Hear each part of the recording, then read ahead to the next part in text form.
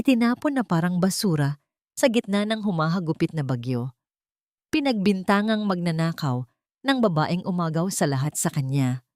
Wala kang silbi, Isabela. Isang hamak na katulong ka lang. Ang huling taltal ni Saffron habang nakangisi si Zandros sa kakatadros sa dilim.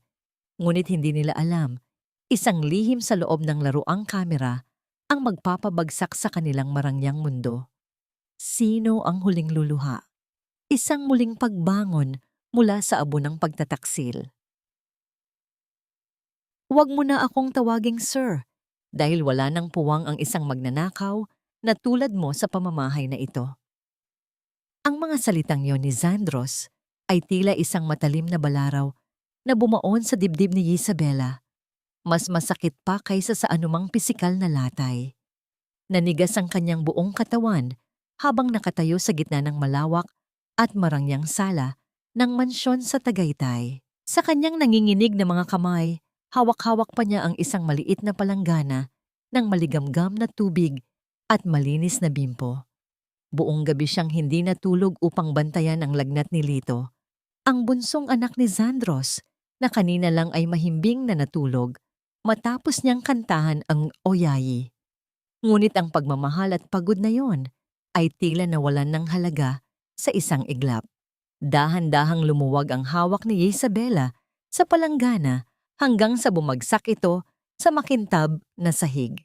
Umalingaw-ngaw ang tunog ng pagtama ng plastic sa tiles at humalik ang tubig sa kanyang mga paa. Ngunit wala siyang naramdamang lamig. Ang tanging nararamdaman niya ay ang tila paghinto ng pintig ng kanyang puso. Tumingala siya kay Zandros, umaasang makakakita ng kahit ikatiting na pagdududa sa mga mata nito. Ngunit tanging galit at pandidiri ang naroon. Sa likod ng matikas na lalaki, nakatayo si Saffron Montesillo na nakasuot ng isang mamahaling silk robe. Ang mga daliri ay marahang humahawak sa braso ni Zandros habang may bakas ng pekeng pighati sa mukha. I told you, Zandros, masyado kang naging kampante sa babaeng yan dahil lang naging malapit siya sa mga bata. Look at this! Ang kwintas na pamana pa ni Doña Aurora, nakita sa loob ng lumang. Sa loob ng lumang bag mo nakuha ang kwintas na ito, Isabela. Pagpapatuloy ni Saffron ang kanyang boses ay puno ng mapagkunwaring panghihinayang. Hindi ko akalain na sa likod ng maamong mukha mo ay may nakatagong ganitong klaseng kasakiman. Akala ko ba narito ka para sa lola mo? O baka naman ginagamit mo lang ang matanda para makuha ang loob ni Zandros? Napaatras si Isabela, ang kanyang likod ay tumama sa malamig na pader ng pasilyo. Hindi totoo yan, Sir Zandros, pakiusap. Maniwala kayo sa akin. Hindi ko po kayang gawin ang magnakaw. Ang tanging hangad ko lang ay pagsilbihan kayo at ang mga bata. Alam niyo po kung gaano ko kamahal sina Tala at Lito. Huwag mong gamitin ang mga anak ko para pagtakpan ang dumi ng iyong pagkatao. Ang boses ni Zandros ay parang kulog na yumanig sa buong silid. Hakbang-hakbang siyang lumapit kay Isabela. Ang kanyang presensya ay tila isang naglalagablab na apoy na handang tumupok sa lahat ng madaanan. Nakita ng sarili kong mga mata ang kwintas sa gamit mo. Akala ko, ikaw ang magiging sagot sa pangungulila ng mga anak ko sa kanilang ina. Akala ko, ikaw ay iba, pero isa ka lang palang oportunista.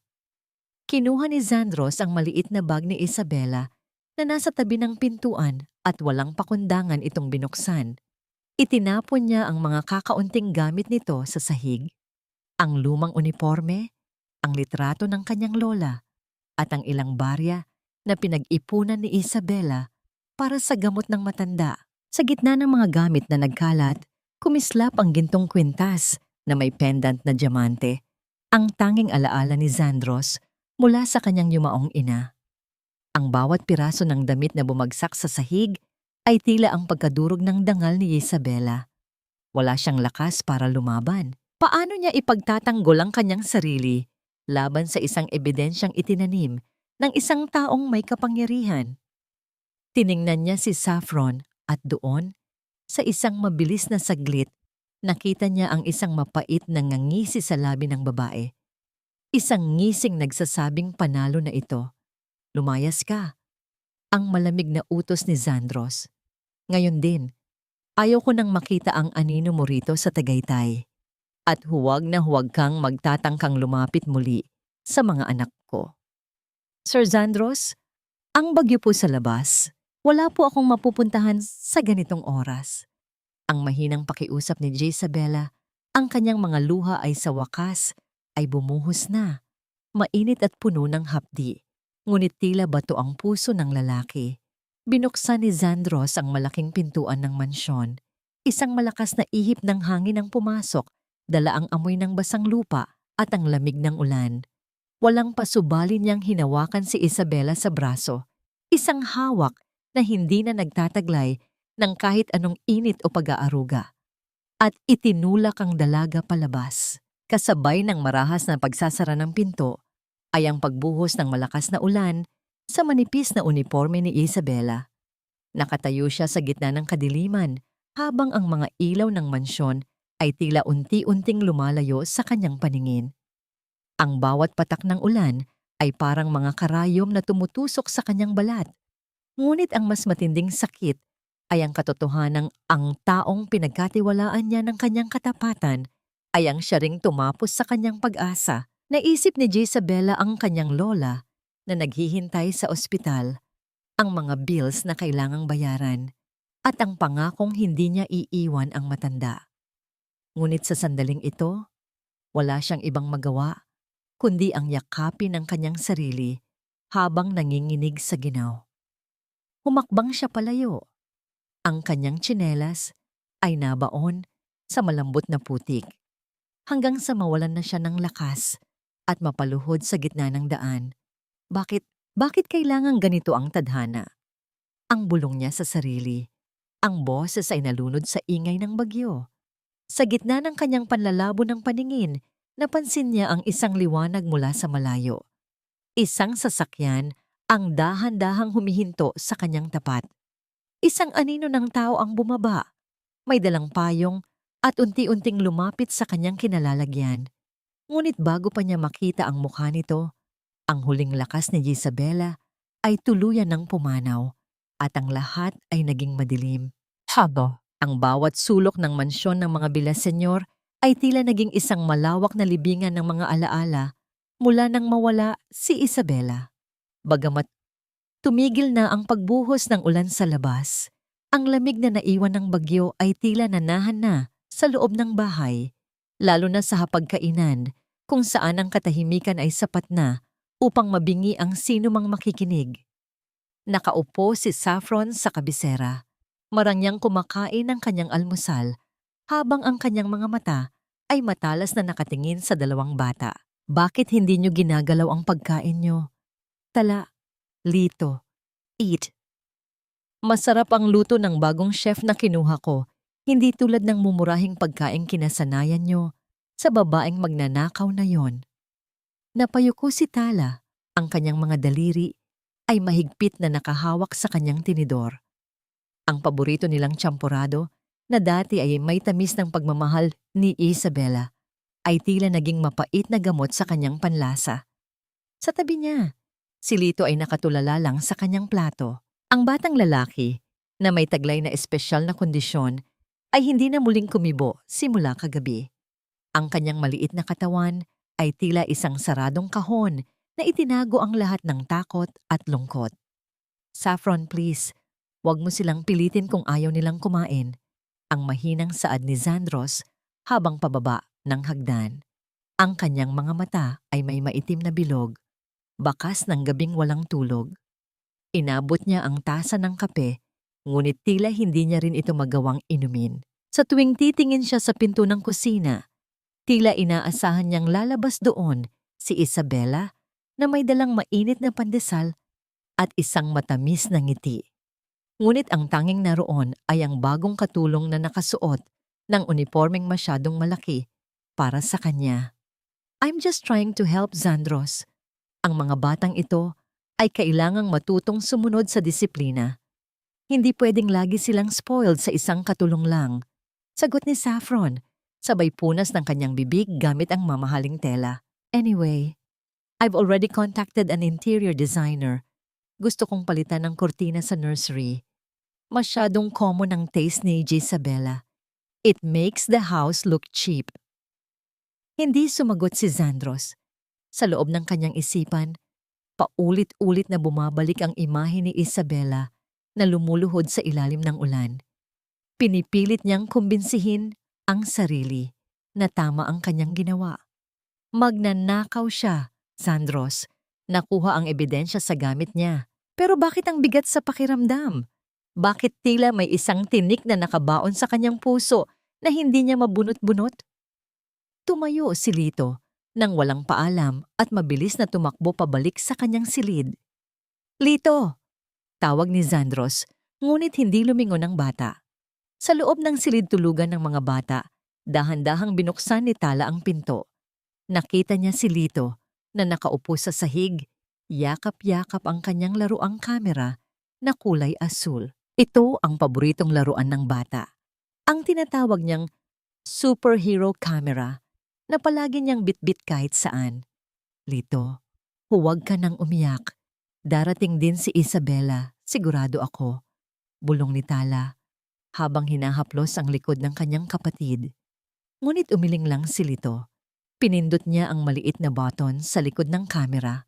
Doon, sa maliit na screen ng laruan, may isang imaheng gumalaw. Hindi ito malinaw, ngunit sapat na para makita ang isang anino na pumasok sa kanilang silid noong gabi bago ang insidente.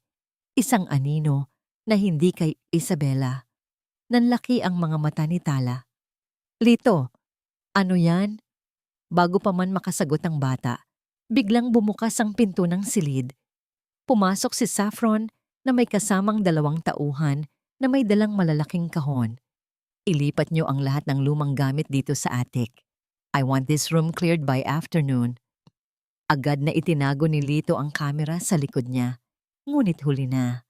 Ang matalas na paningin ni Saffron ay agad na nakapansin sa kilos ng bata. What is that, Lito? Isang maruming laruan? Ibigay mo sa akin yan. It's time for you to have better toys, not the trash. Sabi ni Saffron habang lumalapit. Ang kanyang mga hakbang ay tila tunog ng isang paparating na panganib. No, akin ito. Ang unang sigaw ni Lito matapos ang mahabang panahon. Nagsalubong ang mga kilay ni Saffron. Ang kanyang mukha ay nagbago mula sa pagiging mapagnunik, mapagkunwaring ina, tungo sa isang malupit na kaaway. Akin na sabi niyan. Marahas niyang hinablot ang kamera mula sa maliit na kamay ni Lito. Muntik nang matumba ang bata sa lakas ng pagkakahila. Tiningnan ni Saffron ang laruan nang may pagdududa. Alam niya ang kakayahan ng kameras na ito. Maaari itong mag-record ng maiikling clips. Isang malamig na pawis ang gumapang sa kanyang likod. This is going to the trash. Ang malamig na deklara ni Saffron. Tinalikuran niya ang mga batang umiiyak at lumabas ng silid. Hindi niya napansin na mula sa kabilang panig ng pintuan, nakatayo si Lola Basyang, ang matandang kusinera, na nakakita sa lahat ng nangyari. Ang mga mata ng matanda ay puno ng kaba at pagdududa. Sa labas, muling nagdidilim ang langit. Sa isang maliit na ospital sa bayan, dahan-dahang imulat ni Isabella ang kanyang mga mata. Ang puting kisame ay tila sumasayaw sa kanyang paningin. Naramdaman niya ang isang mainit na kamay na humahawak sa kanya. Nasa ligtas ka ng lugar, anak. Ang mahinahong boses ng isang matandang babae ang unang bumasag sa katahimikan ng silid. Dahan-dahang naituon ni Isabella ang kanyang paningin sa katabi ng kama. Isang nurse na may mabait na muka ang nakangiti sa kanya, habang ang kamay nito ay patuloy na humahaplos sa kanyang nanginginig na daliri. Sinubukan ni Isabella na bumangon, ngunit tila ang kanyang buong katawan ay gawa sa mabigat na tingga. Ang bawat galaw ay nagdudulot ng hapdi sa kanyang dibdib. Isang paalala ng malupit na gabing kanyang pinagdaanan.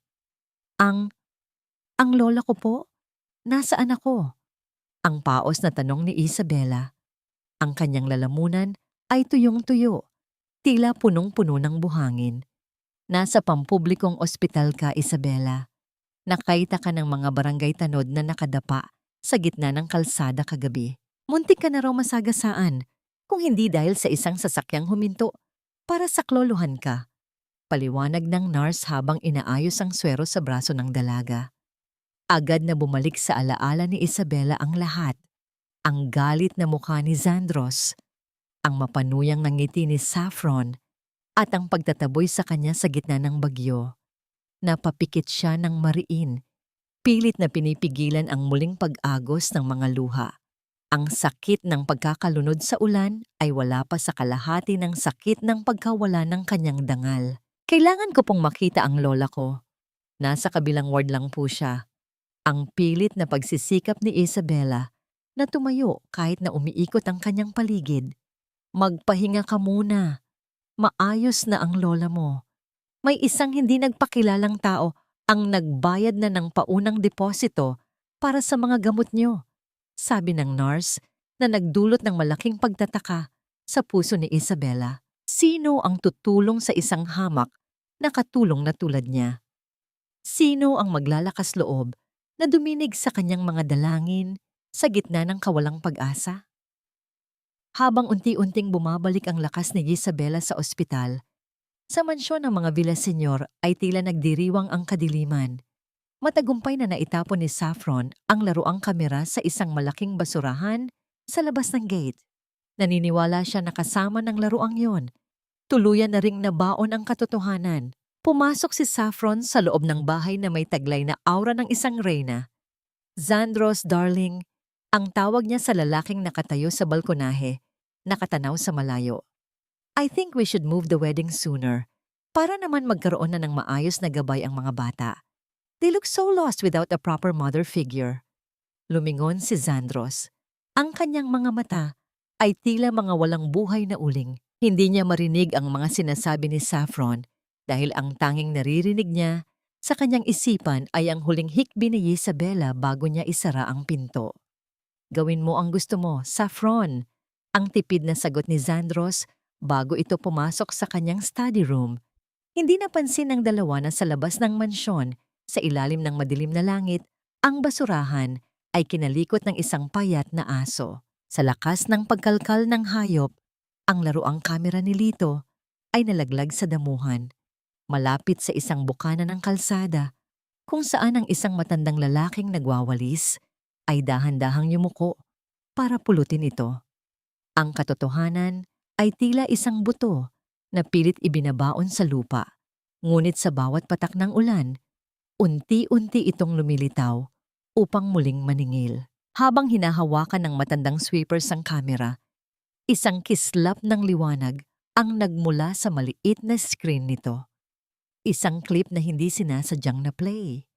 Ang video ay nagpapakita ng isang kamay na may suot na mamahaling singsing na dahan-dahang isinisilid, ang isang nagniningning na kwintas sa loob ng isang luma at kupas na bag.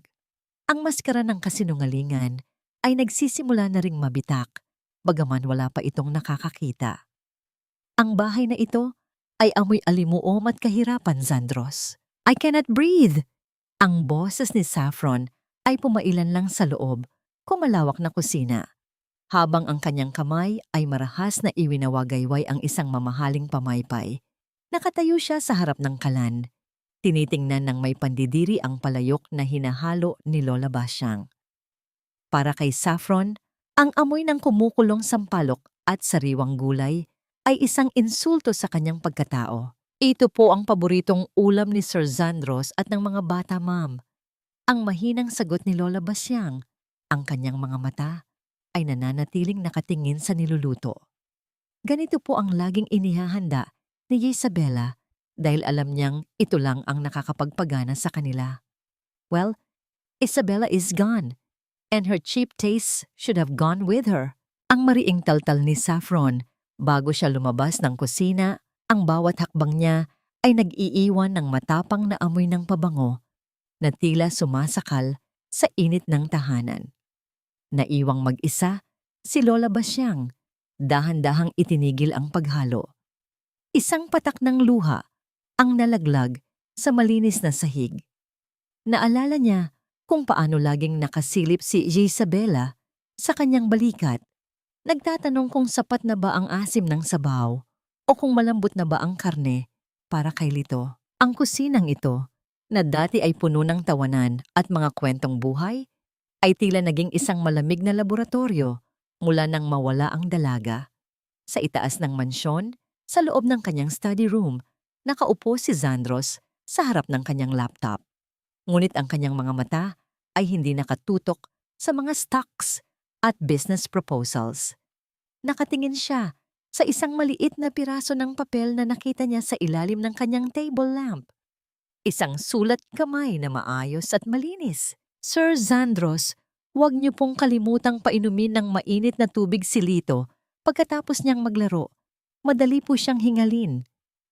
At ang inyo pong kape, binalasan ko na po ang asukal, gaya ng utos ng doktor. Ingat po kayo sa trabaho. Walang pirma, ngunit alam ni Zandros kung kanino galing iyon. Nararamdaman niya ang hapdi sa kanyang lalamunan. Simula nang umalis si Isabela, ang kanyang kape ay laging masyadong matamis o masyadong matabang. Ang kanyang mga gamit ay hindi na mahanap sa tamang lugar.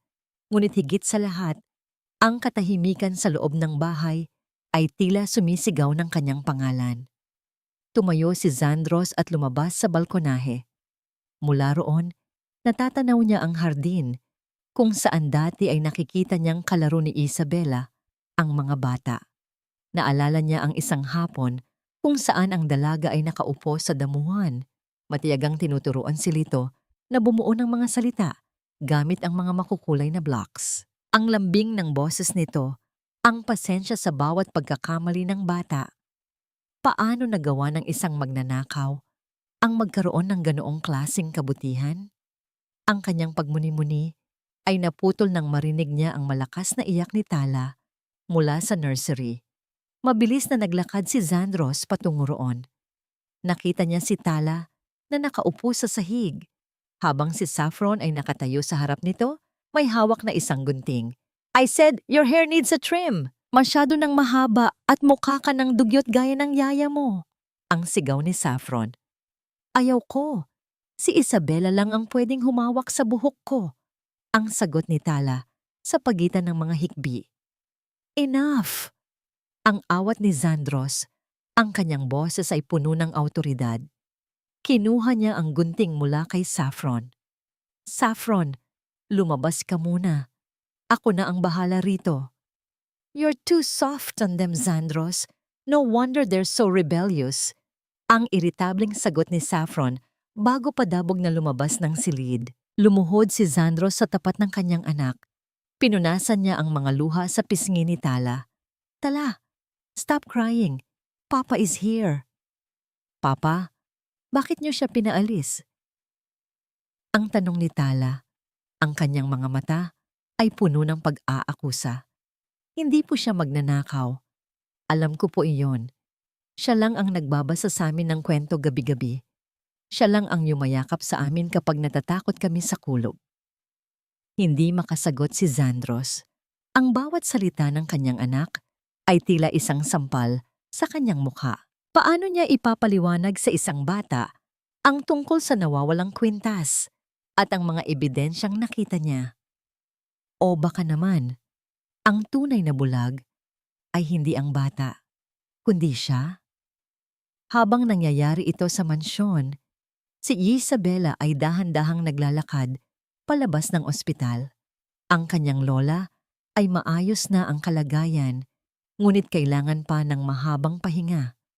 Wala na siyang trabaho, wala na siyang tirahan, at ang kaunting pera sa kanyang bulsa ay sapat lang para sa isang araw na pagkain. Huminto siya sa harap ng isang maliit na bakery sa kanto.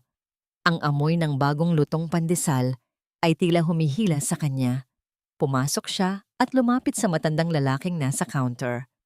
Magandang araw po. Baka po kailangan niyo ng katulong, kahit tagahugas lang po ng pinggan o tagawalis. Pakiusap po, ang mahinang pagsusumamo ni Isabela. Tiningnan siya ng matanda mula ulo hanggang paa. Nakita nito ang pagod sa kanyang mga mata, ngunit nakita rin nito ang isang klase ng dignidad na hindi kayang burahin ng kahirapan. Marunong ka bang magmasa ng harina, Iha? Opo, marunong po ako. Sige, magsimula ka bukas ng madaling araw. May maliit na silid sa likod, doon ka muna mamalagi. Isang munting pag-asa ang sumilay sa puso ni Isabela. Maraming salamat po. Maraming salamat. Ngunit ang kanyang kagalakan ay panandalian lamang. Pagbalik niya sa ward ng kanyang lola upang ibalita ang magandang balita, nakita niyang nagkakagulo ang mga nurse. Ang kanyang puso ay tila tumalon palabas ng kanyang dibdib. Nurse, ano pong nangyayari sa lola ko? Isabela, tumaas ang blood pressure ng lola mo at bigla siyang nawalan ng malay. Kailangan natin siyang ilipat sa intensive care unit ngayon din. Pero kailangan niyo munang magbayad ng karagdagang deposito para sa mga kagamitan. Nanlamig ang buong katawan ni Isabela. Ang halagang binanggit ng nurse ay tila isang bundok na hindi niya kayang akyatin. Saan siya kukuha ng ganoong kalaking pera sa loob ng ilang oras? Sa kanyang desperasyon, kinuha niya ang kanyang lumang cellphone. Tiningnan niya ang pangalan ni Zandros sa kanyang contacts. Ang kanyang mga daliri ay nanginginig. Hihingi ba siya ng tulong sa taong nagtaboy sa kanya? Sa taong binalasubas ang kanyang dangal? Bago pa man siya makapagdesisyon, isang tawag ang pumasok sa kanyang screen. Isang hindi kilalang numero. Hello? Ang mahinang sagot ni Isabela. Mangyari po ba na ito si Isabela? May isang box po rito na iniwan sa information desk para sa inyo. Sabi ng nag-iwan, makakatulong daw ito sa inyong problema. Nagtatakbong bumaba si Isabela patungo sa lobby. Doon, sa ibabaw ng desk, ay may isang maliit na kahon na nakabalot sa lumang dyaryo. Dahan-dahan niya itong binuksan. Ang kanyang hininga ay tila tumigil. Sa loob ng kahon ay ang kanyang asul na uniforme na naiwan sa mansyon, ngunit sa loob ng bulsa nito ay may nakapa siyang matigas na bagay. Isang flash drive at isang makapal na sobre ng pera. Ngunit ang mas nakakapanghilakbot ay ang maliit na note na kasama nito. Huwag kang sumuko, Isabela. Ang katotohanan ay may sariling oras ng pagdating. Gamitin mo ito para sa lola mo. Sino ang taong ito? At ano ang laman ng flash drive na tila susi sa kanyang kaligtasan? Ang pinakamasakit na sugat ay hindi nanggagaling sa bala, kundi sa mga salitang puno ng lason mula sa taong akala mo ay kakampi mo. Nakatayo si Zandros sa harap ng bintana ng kanyang silid, pinapanood ang unti-unting paglamon ng dilim sa malawak na lupain ng Tagaytay. Sa kanyang kamay ay hawak niya ang isang piraso ng papel na lukot-lukot. Tila ba ilang beses itong binasa at pinanggigilan. Ito ay isang sulat na ayon kay Saffron ay natagpuan sa ilalim ng kutsyon ni Isabela nang linisin ng mga bagong katulong ang silid nito. Basahin mo, Zandros. Huwag kang magbulag-bulagan. Ang boses ni Saffron ay tila isang malamig na bulong sa kanyang likuran. Isinulat niya iyan para sa isang kasabwat. Plano niya talagang limasan ang mga alahas mo para itakas ang lola niya sa abroad. She was never the angel you thought she was. Binasa muli ni Zandros ang mga salita sa sulat. Huwag kang mag-alala. Malapit ko nang makuha ang tiwala ng bilyonaryong ito. Konti na lang at makukuha na natin ang kailangan natin para makaalis dito.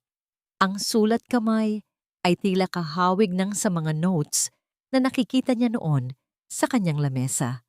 Isang malakas na pait ang namuon sa lalamunan ni Zandros. Ikinuyom niya ang kanyang palad hanggang sa bumaon ang kanyang mga kuko sa balat. Ang bawat titik sa papel ay tila mga uod na kumakain sa natitirang tiwala sa kanyang puso. Sapat na ito, Saffron. Ayaw ko nang marinig ang pangalan niya. Good. Dahil kailangan nating mag-focus sa wedding natin next month. I want it to be the event of the year, Zandros. Para na rin malinis ang pangalan ng pamilya natin matapos ang iskandalong dinala ng babaeng yan. Sabi ni Saffron habang dahan-dahang niyayakap si Zandros mula sa likod. Hindi gumalaw ang lalaki. Ang yakap ni Saffron ay tila isang malamig na kadena na pumupulupot sa kanyang katawan. Wala siyang maramdamang init. Tanging ang bigat ng obligasyon at ang hapdi ng pagkakaloko. Habang nangyayari ito sa mansyon, sa loob ng intensive care unit ng ospital, ang tunog ng heart monitor ay tila isang tapat na sundalo na nagbabantay sa buhay ng lola ni Isabela. Ang bawat guhit ng liwanag sa screen ay tanda ng pag-asa na binayaran ng misteryosong sobrang natanggap ni Isabela. Nakatayo si Isabela sa labas ng glass window. Ang kanyang mga kamay ay magkadikit sa tapat ng kanyang dibdib. Salamat sa perang yon, naisagawa ang kailangang operasyon. Ngunit ang misteryong bumabalot sa taong tumulong sa kanya ay tila isang makapal na hamog na hindi niya kayang hawiin. Kinuha niya ang flash drive mula sa kanyang bulsa. Tiningnan niya ito ng matagal. May isang maliit na computer shop sa tapat ng ospital na bukas pa sa mga oras na ito. Sa kabila ng pagod at panghihina, nagpasya siyang alamin kung ano ang nilalaman nito. Pumasok siya sa maliit na shop. Ang amoy ng mainit na kable at lumang upuan ay sumalubong sa kanya. Umupo siya sa pinakasulok na cubicle at dahan-dahang isinaksak ang flash drive. Ang kanyang puso ay tila isang tambol na nagwawala sa loob ng kanyang dibdib habang hinihintay na mag-load ang mga files. Isang folder lang ang laman nito na may pamagat na ang katotohanan sa likod ng maskara. Binuksan niya ang unang video clip. Ang screen ay nagpakita ng isang madilim na sulok ng mansyon, ang laundry area. Doon, nakita niya si Saffron na may kausap sa telepono. Kahit hindi masyadong malinaw ang boses, narinig niya ang mga salitang nagpasinghap sa kanya. Siguraduhin mong hindi makakahanap ng hindi ka mananalo, Isabela. Isang basura ka lang na itatapon ko muli sa putikan sa oras na makuha ko ang lahat kay Zandros. Ang mga salitang yon na nanggagaling sa speaker ng computer ay tila mga talsik ng asido na humapdi sa pandinig ni Isabela. Sa loob ng madilim na cubicle ng computer shop, ang tanging liwanag ay ang mula sa monitor na nagpapakita ng mukha ni Saffron. Ang video ay kuha mula sa isang nakatagong anggulo mula sa laruang kamera ni Lito. Doon, kitang-kita ang tunay na kulay ng babaeng itinuturing ni Zandros na mapapangasawa. Hindi lang pala pag-ibig ang ninanakaw ni Saffron, kundi ang buong buhay ng pamilya Villaseñor. Narinig ni Isabela ang pakikipag-usap ni Saffron sa isang abogado tungkol sa pagsangla ng mga lupain ni Zandros sa oras na maikasal na sila. Isang malamig na kilabot ang gumapang sa likod ni Isabela. Hindi lang siya ang biktima rito.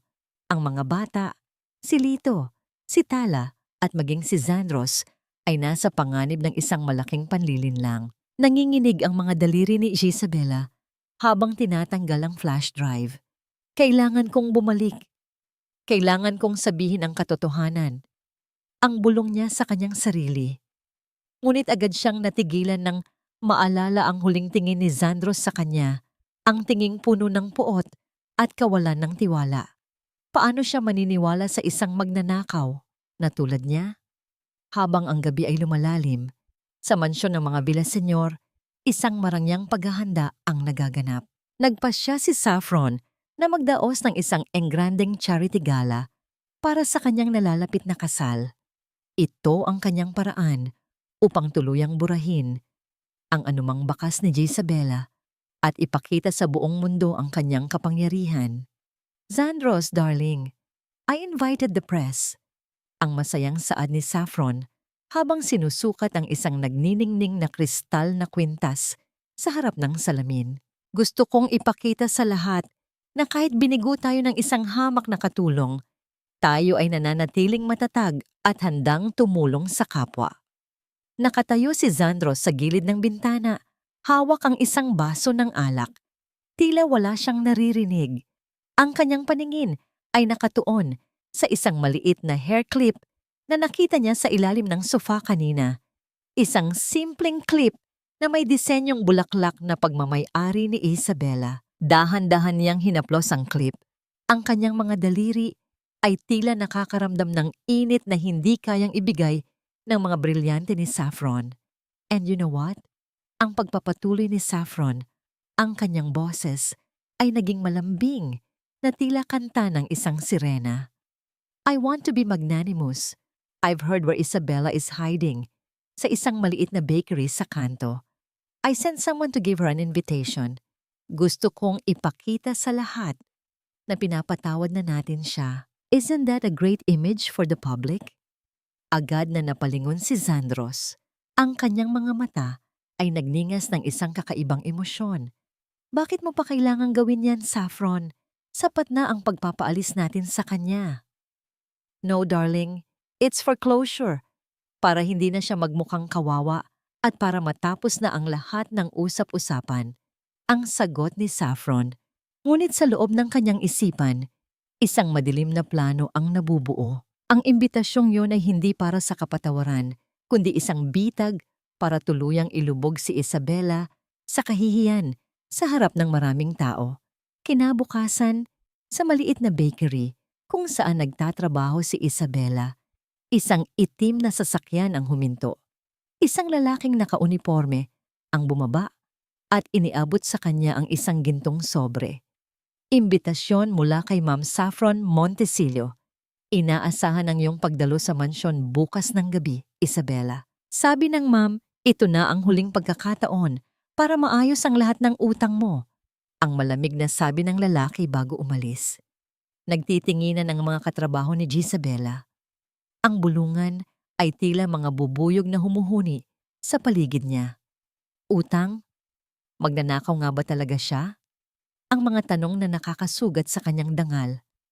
Hawak-hawak ni Isabella ang sobre. Ang kanyang puso ay tila isang ibon na nakakulong sa isang hawla, pilit na kumakawag. Alam niyang kapahamakan ang naghihintay sa kanya sa mansyong yon. Ngunit tiningnan niya ang flash drive sa kanyang mesa. Ito na ang pagkakataon para mabawi ang kanyang pangalan.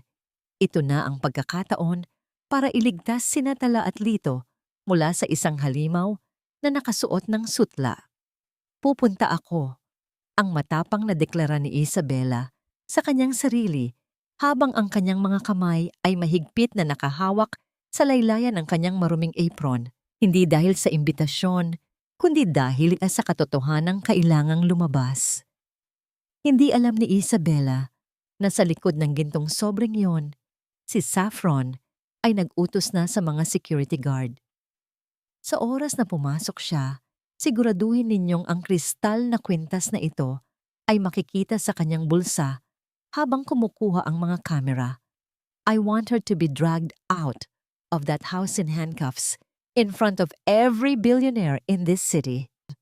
Ang entablado ay nakahanda na para sa isang trahedya at si Isabella ay papasok ng walang suot na kahit anong baluti kundi ang kanyang katapatan. Ang mansyon ng mga Villaseñor ay tila isang kahariang ginto na nagniningning sa ilalim ng mga dambuhalang chandelier. Ngunit para kay Isabella, ang bawat hakbang papasok sa loob ay tila paglalakad sa ibabaw ng nagbabagang uling. Nakasuot siya ng isang simpleng bestidong puti, malinis ngunit halatang lumana, na tila isang ligaw na sampagwita sa gitna ng mga mamahaling rosas na gawa sa plastik. Habang naglalakad siya sa gitna ng malawak na bulwagan, ang mga mata ng mga panauhin, mga negosyante, mga socialite at mga miyembro ng press ay tila mga matatalas na kutsilyo na bumabaon sa kanyang balat. Ang mga bulungan ay tila mga huni ng mga kuliglig na puno ng panghuhusga. Siya ba yung katulong na nagnakaw? Ang kapal din ng mukha niyang bumalik dito, di ba? Huminto si Isabella sa tapat ng malaking hagdanan kung saan nakatayo sina Zandros at Saffron. Si Zandros ay mukhang isang hari sa kanyang itim na tuxedo, ngunit ang kanyang mukha ay tila gawa sa bato. Walang emosyon, malayo ang tingin. Sa tabi niya, si Saffron ay nagniningning sa kanyang pulang gown. Ang kanyang mga brilyante ay tila sumasalamin sa tagumpay ng kanyang madilim na balak. Welcome, Isabella. Ang boses ni Saffron ay malakas. Sapat na upang marinig ng lahat. Lumapit siya sa dalaga at hinawakan ng kamay nito. Isang hawak na malamig at puno ng pagbabanta. I'm so glad you came. Gusto kong ipakita sa lahat na ang pamilya Villaseñor ay may malaking puso. Pinapatawad ka na namin sa lahat ng ginawa mo. Hindi nakasagot si Isabela. Ang kanyang lalamunan ay tila barado ng mga tinik. Gusto niyang ilabas ang flash drive sa kanyang bulsa. Gusto niyang isigaw ang katotohanan, ngunit bago pa siya makakilos, isang malakas na sigaw ang bumasag sa musika ng orkestra. Ang kwintas ko, ang kristal na kwintas ko, nawawala. Ang sigaw ni Saffron, sabay hawak sa kanyang leeg, na tila ba may nawalang mahalagang bagay doon. Sa isang iglap, ang mga security guard ay pinalibutan si Isabela. Ang katahimikan sa bulwagan ay tila isang mabigat na kumot na bumalot sa lahat. Isang gwardiya ang marahas na dumukot sa bulsa ng bestido ni Jezabela at doon, sa harap ng mga kumikislap na flash ng mga kamera, lumabas ang isang nagniningning na kristal na kwintas. Hindi akin yan. Itinanim niyo yan. Ang sigaw ni Isabela, ang kanyang boses, ay nanginginig sa takot at galit. Tumingin siya kay Zandros nagmamakaawa. Sir Zandros, pakiusap. Alam niyo pong hindi ko magagawa ito. Huwag po kayong maniwala sa kanila. Tama na. Ang boses ni Lola Basyang ay pumailan lang mula sa kusina. Tumakbo ang matanda at humarang sa harap ni Isabela. Ang kanyang mga braso ay nakabukas upang protektahan ang dalaga. Sir Zandros, kilala niyo si Isabela. Isang mabuting bata ito. Imposibleng magnakaw siya sa gitna ng maraming tao. May naglalagay niyan sa bulsa niya. Basyang, bumalik ka sa kusina kung ayaw mong madamay. Ang banta ni Saffron, ang kanyang mukha ay hindi na nagtatago ng kanyang bangis. Kitang-kita ng lahat, Isabela. Magnanakaw ka na. Sinungaling ka pa. Dahan-dahang lumapit si Zandros. Ang kanyang bawat hakbang ay tila tunog ng isang pinal na hatol. Huminto siya sa tapat ni Isabela. Tiningnan niya ang mga mata ng dalaga. Ang mga matang dati ay nagbibigay sa kanya ng kapayapaan, ngunit ngayon ay tila puno ng mga kasinungalingan sa kanyang paningin. Bakit Isabela? Ang mahinang tanong ni Zandros. Ang kanyang boses ay puno ng pait. Binigyan kita ng pagkakataong ayusin ang buhay mo. Binigyan kita ng imbitasyon para sa kapayapaan.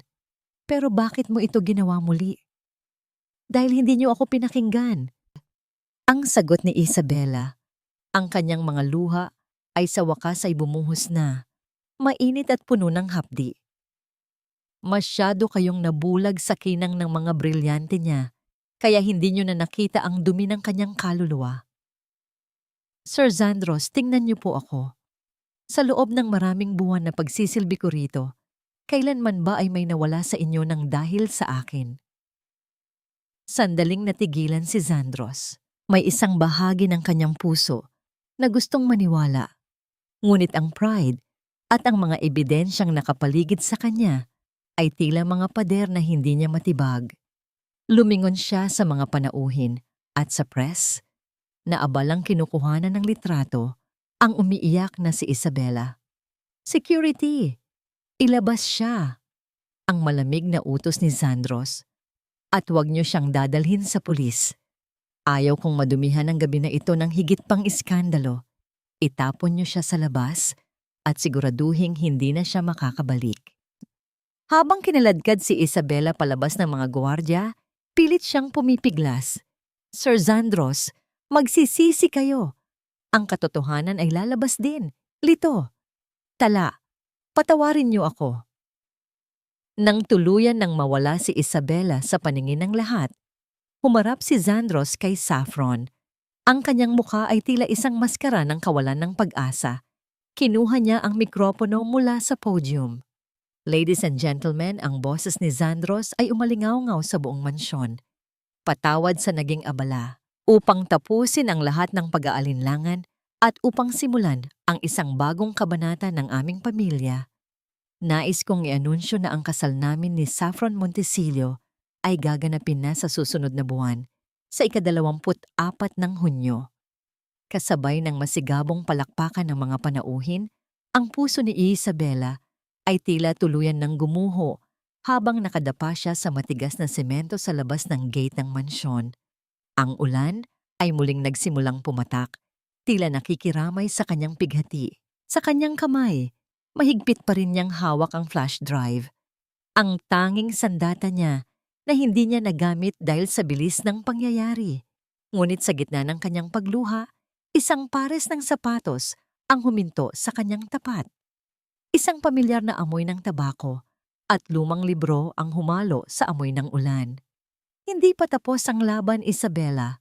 Ang boses ng isang matandang lalaki ang nagpatingala sa kanya. Ang hustisya ay hindi natutulog.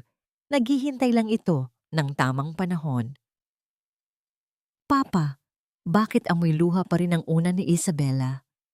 Ang tanong na yun ni Tala ay tila isang malamig na tubig na ibinuhos sa nag-aapoy na konsensya ni Zandros. Nakatayo ang ama sa pintuan ng nursery, pinapanood ang kanyang anak na babae na yakap-yakap ang isang lumang punda na naiwan sa silid ng kanilang dating yaya. Ang bawat singhot ng bata sa tela ay tila isang pag-aaruga na hindi maibigay ni Zandros sa sarili niyang mga anak. Simula nang maganap ang iskandalo sa charity gala, ang mansyon ay naging parang isang malawak na disyerto. Bagamat abala si Saffron sa pagpili ng mga bulaklak para sa kanilang kasal, ang mga bata naman ay tila unti-unting namamatay na halaman. Higit sa lahat ay si Lito. Ang bata ay hindi na muling nagsalita. Nakaupo lang ito sa sulok ng kanyang silid, nakatingin sa kawalan, at tumatangging kumain ng anuman, maliban na lamang kung ito ay ipipilit ni Saffron. Tala, stop saying her name. Wala na siya rito. Ang mahinang sagot ni Zandros, ang kanyang boses ay puno ng pagod. Lumapit siya kay Lito at tinangkang hawakan ang balikat ng bata. Ngunit mabilis na umiwas si Lito. Ang takot sa mga mata ng kanyang anak ay sapat na upang durugin ang natitirang pride sa puso ni Zandros.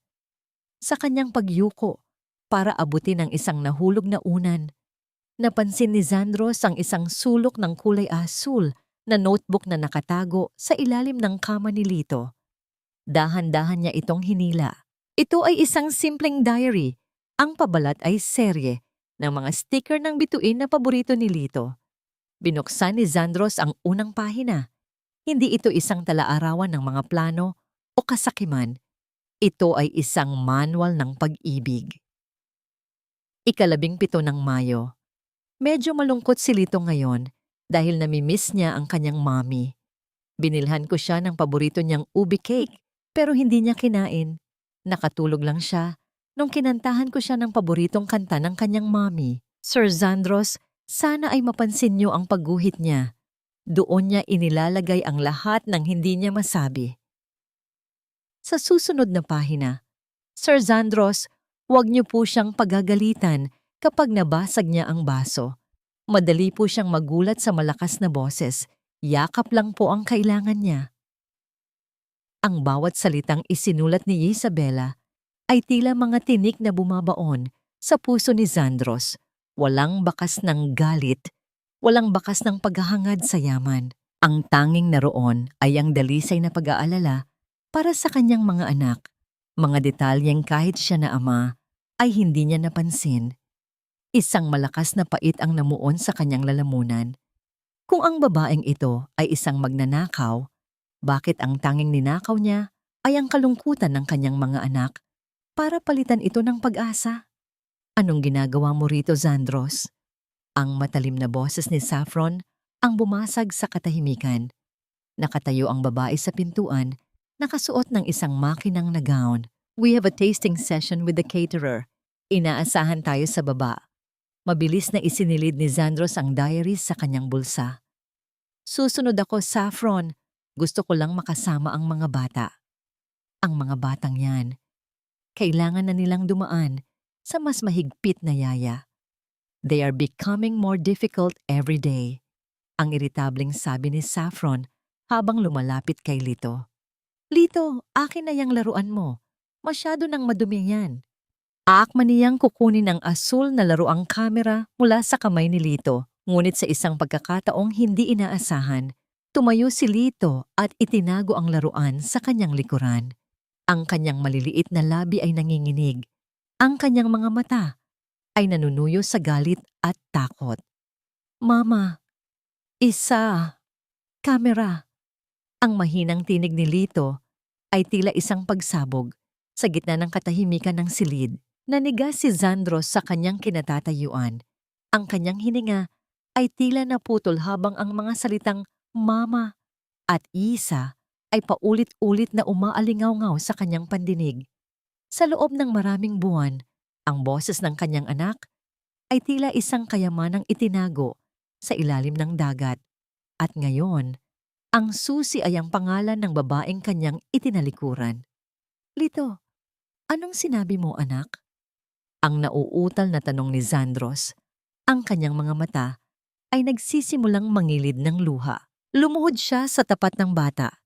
Pilit na inaabot ang maliliit na kamay nito. Ngunit bago pa man makalapit si Zandros, mabilis na kumilos si Saffron. Ang kanyang mukha na kanina ay puno ng pagkairita, ay biglang binalot ng isang matinding takot na pilit niyang itinatago sa likod ng isang pilit na ngiti. Darling, nagdedeliryo lang ang bata. He's just confused. Masyado siyang na-brainwash ng babaeng yon, kaya kung ano-ano na ang sinasabi niya. Maras na hinawakan ni Saffron ang braso ni Lito. Akin na yung camera, Lito. Sabi ko sa'yo, itatapon na natin ang maruming laruan na yan. I'll buy you a new one, a better one. No, Isa, camera. Kita, kita. Ang muling pagsigaw ni Lito, habang ang kanyang maliliit na daliri ay mahigpit na nakakapit sa asul na plastik ng laruan. Ang kanyang buong katawan ay nanginginig sa takot at ang kanyang mga mata ay nakatuon kay Zandros. Tila ba nagsusumamo na duminig ang kanyang ama sa isang katotohanang hindi niya kayang ipaliwanag gamit ang mahahabang salita. Saffron, stop it! Nasasaktan ng bata. Ang sigaw ni Zandros. Tumayo siya at hinawakan ng kamay ni Saffron upang pigilan ito sa paghablot sa laruan. Sa unang pagkakataon, naramdaman ni Zandros ang kakaibang kaba sa boses ni Saffron, isang klase ng kaba na hindi nanggagaling sa pag-aalala, kundi sa pagkaka-corner ng isang taong may itinatago. Zandros, I'm doing this for him. Ang laruang yan, ang nagpapaalala sa kanya, sa magnanakaw na yon. We need to get rid of it. Ang depensa ni Saffron, ang kanyang boses ay tumataas na rin sa tensyon. Nagkatinginan ang dalawa. Sa gitna ng kanilang pagtatalo, dahan-dahang iniabot ni Lito ang laruang kamera kay Zandros. Ang maliit na kamay ng bata ay malamig at basa ng pawis. Nang mahawakan ni Zandros ang plastik na kamera, naramdaman niya ang bigat nito.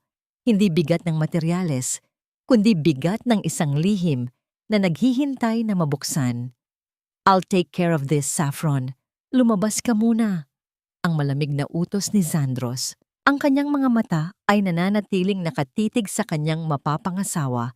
Tila ba sinusukat ang bawat guhit ng takot sa mukha nito. But Zandros, I said leave us alone! Ang autoridad sa boses ni Zandros ay hindi na mapapantayan. Padabog na lumabas si Saffron ng silid.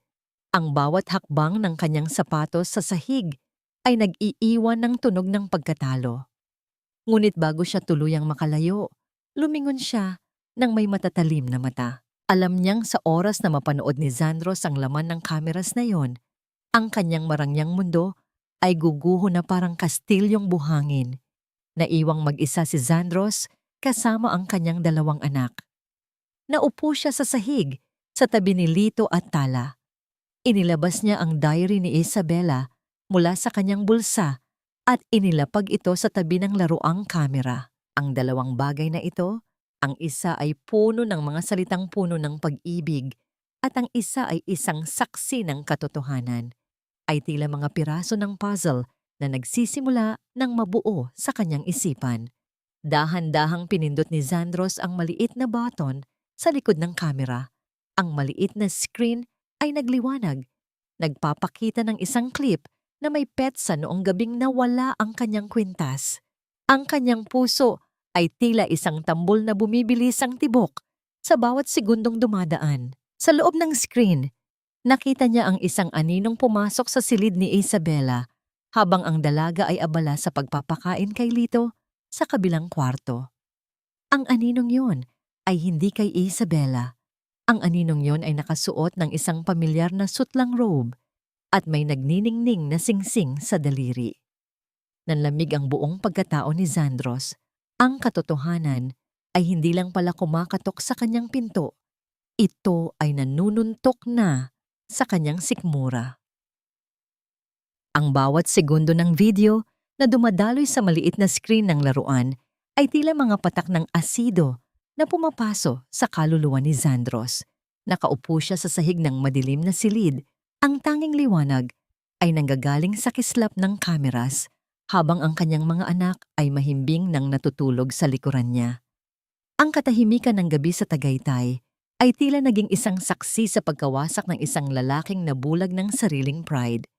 Sa loob ng video, kitang-kita ang bawat galaw ni Saffron. Nakita ni Zandros kung paano maingat na isinilid ng babae ang kristal na kwintas sa loob ng bag ni Isabela habang ang dalaga ay abalang pinatatahan si Lito sa kabilang silid. Walang bakas ng pag-aalinlangan sa mukha ni Saffron, tanging ang isang mapait at mapanuyang ngiti na tila isang demonyong nagdiriwang sa kanyang tagumpay. Paano ko nagawang sakta ng babaeng tanging hangad lang ay mahalin ang mga anak ko? Ang bulong ni Zandros sa hangin, ang kanyang boses ay nanginginig sa matinding pagsisisi. Inilipat niya ang video sa susunod na clip. Dito, ang kanyang puso ay tila piniga ng isang higanteng kamay.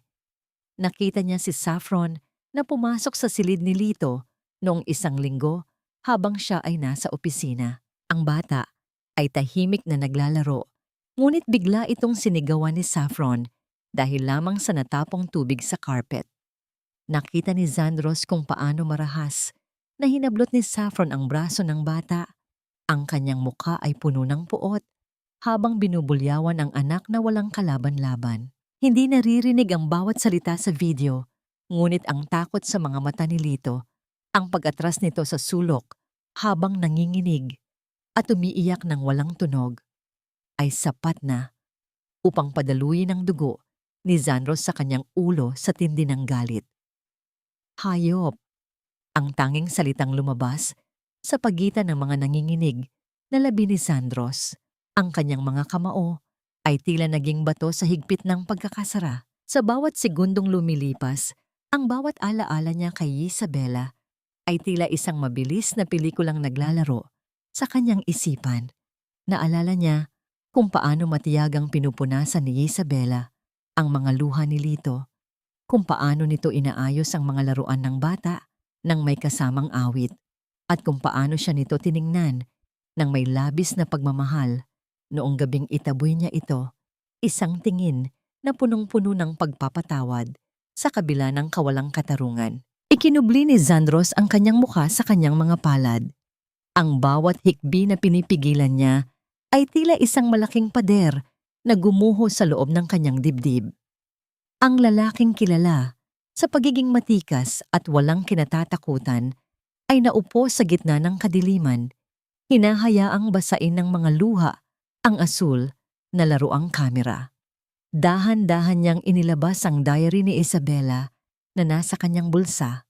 Binuksan niya ang huling pahina na may petsa noong gabi ng charity gala. Ang tinta ay medyo malabo. Tila ba may mga patak ng luha na nalaglag dito habang isinusulat. Sir Zandros, kung mababasa niyo po ito, malamang ay wala na ako sa tabi niyo. Hindi ko po hangad ang inyong yaman, kundi ang inyong kaligtasan. Pakiusap po, tingnan niyo ng mabuti ang mga taong nakapaligid sa inyo. Huwag niyo pong hayaang mawala ang saya sa mga mata ni Natala at Lito. Mahal na mahal ko po kayo, kahit na sa inyong paningin ay isa lang akong hamak na magnanakaw. Ang bawat salita ay tila isang latigo na humahagupit sa kanyang budhi. Isang malakas na pait ang namuon sa kanyang lalamunan. Napagtanto niya na sa loob ng maraming buwan Ang pinoprotektahan niya ay ang mismong halimaw na sumisira sa kanyang pamilya. At ang pinarurusahan niya ay ang anghel na nagligtas sa kanila mula sa kapahamakan. Tumayo si Zandros, ang kanyang mga mata ay nag-iba na ang kislap. Wala na ang kalituhan, wala na ang pag-aalinlangan. Ang leon sa loob niya ay hindi lang basta nagising. Ito ay gutom sa katarungan. Dahan-dahan niyang itinago ang cameras at ang diary sa loob ng kanyang safe cabinet. Hindi niya maaaring ipakita kay Saffron na alam na niya ang lahat. Hindi pa ngayon. Kailangan niyang hintayin ang tamang pagkakataon upang tuluyang durugin ang babaeng sumira sa kanyang tiwala at nanakit sa kanyang mga anak. Lalabas na sana siya ng silid nang biglang bumukas ang pinto. Nakatayo roon si Saffron, nakasuot ng manipis na pantulog. Ang kanyang buhok ay maayos pa rin kahit gabi na. Ang amoy ng kanyang matapang na pabango ay tila laso na sumusuffocate kay Zandros. "Darling, bakit ang tagal mo rito? Kanina pa ako naghihintay sa kwarto." Ang malambing na sabi ni Saffron habang lumalapit at pilit na yumayakap sa braso ni Zandros. "Is it about the kids? Don't worry. Once we're married, I'll make sure they get the best discipline." Tinitigan siya ni Zandros sa ilalim ng malamig na liwanag ng buwan na tumatagos sa bintana. Ang kagandahan ni Saffron ay tila isang maskara ng kamatayan para sa kanya. Pinigilan ni Zandros ang kanyang sarili na hindi ito sakalin sa harap mismo ng pintuan. "May tinapos lang akong trabaho, Saffron." Ang malamig na sagot ni Zandros, ang kanyang boses ay tila galing sa ilalim ng lupa. "Huwag kang mag-alala. Magiging napaka-espesyal ng kasal natin. Isang araw na hinding-hindi mo malilimutan sa buong buhay mo." Isang matamis na ngiti ang sumilay sa labi ni Saffron. Hindi niya alam na ang bawat salitang binigkas ni Zandros ay isang pako sa kanyang sariling kabaong. "I know, darling. I trust you." Pagkaalis ni Saffron, agad na kinuha ni Zandros ang kanyang telepono. Tinawagan niya ang kanyang pinakatiwalaang tauhan. "Hanapin mo si Isabela. Ngayon din. Huwag kang babalik hanggat hindi mo siya nahahanap. At alamin mo ang lahat ng tungkol sa mga utang ng pamilya Montisillo. Gusto ko ng ebidensya ng lahat ng dumi nila." Nang ibaba niya ang telepono, tumingin si Zandros sa labas ng bintana. Ang langit ay madilim, ngunit sa dulo ng abot-tanaw, ang unang sinag ng bukang liwayway ay nagsisimula ng lumitaw. "Patawarin mo ako, Isabela." Ang bulong niya habang nakatingin sa malayo. "Hahanapin kita kahit saang sulok ka pa ng mundo naroon." Habang nangyayari ito sa mansyon, sa maliit na bakery, si Isabela ay gising na gising. Nakaupo siya sa kanyang maliit na higaan, hawak ang flash drive na ibinigay sa kanya. Isang desisyon ang nabuo sa kanyang isipan. Kung hindi siya pakikinggan ni Zandros sa paraang maayos, gagawin niya ang lahat upang pilitin itong makinig para sa mga bata. Ngunit hindi niya alam na may isang panibagong panganib na papalapit sa kanya. Isang itim na sasakyan ang dahan-dahang huminto sa tapat ng bakery at isang lalaking nakamaskara ang bumaba. May hawak na isang itim na tela. Siguraduhin mong wala nang makakahanap sa bangkay ng dangal ng babaeng yan dahil sa oras na maging Mrs. Villaseñor ako, lahat ng dumi ng nakaraan ay dapat nang maglaho. Ang boses ni Saffron ay punong-puno ng pagmamalaki habang nakatayo siya sa harap ng isang dambuhalang salamin. Sinusukat ang kanyang pangkasal na belo na gawa sa pinakamahal na lace mula sa Europa. Ang kanyang mga mata ay nagniningning, hindi sa pag-ibig, kundi sa tagumpay ng isang mananakop. Sa kanyang isipan, ang bawat tahi ng kanyang gown ay tila isang pako na tuluyan nang nagbaon sa alaala ni Isabela sa ilalim ng lupa. Hindi niya napansin na sa anino ng pintuan nakatayo si Zandros. Ang lalaki ay tahimik na nanonood. Ang kanyang mukha ay isang maskara ng yelo na nagtatago ng isang naglalagablab na impyerno sa loob. Hawak ni Zandros ang isang folder na naglalaman ng lahat ng ebidensya ng pagkakabaon sa utang ng pamilya Montisillo. Ang tunay na dahilan kung bakit desperado si Saffron na makuha ang kanyang yaman. Napakaganda mo, Saffron. Ang boses ni Zandros ay malamig at patag. Ngunit sa pandinig ng babae, ito ay isang papuri. Lumapit si Zandros at dahan-dahang hinaplos ang balikat ni Saffron. Sana ay handa ka na sa araw ng ating kasal dahil ibibigay ko sa iyo ang lahat ng nararapat para sa isang babaeng katulad mo. I know you will, darling. I trust your generosity. Ang sagot ni Saffron, sabay sandal ng kanyang ulo sa dibdib ni Zandros. Hindi niya naramdaman ang mabilis na tibok ng puso ng lalaki, hindi dahil sa pananabik, kundi dahil sa matinding pagtitimpi na huwag itong saktan sa mismong sandaling iyon. Habang ang mansyon ay nababalot ng mapanlinlang na katahimikan, ang gabi sa maliit na bakery ay nauwi sa isang madugong tensyon. Si Isabela na abala sa pag-aayos ng mga bagong lutong tinapay ay biglang naramdaman ang isang malamig na presensya sa likuran niya. Bago pa siya makasigaw, isang malakas na braso ang pumulupot sa kanyang leeg at isang itim na tela ang pilit na itinatakip sa kanyang mukha. Huwag kang malikot kung gusto mo pang makita ang lola mo, ang bulyaw ng lalaking nakamaskara.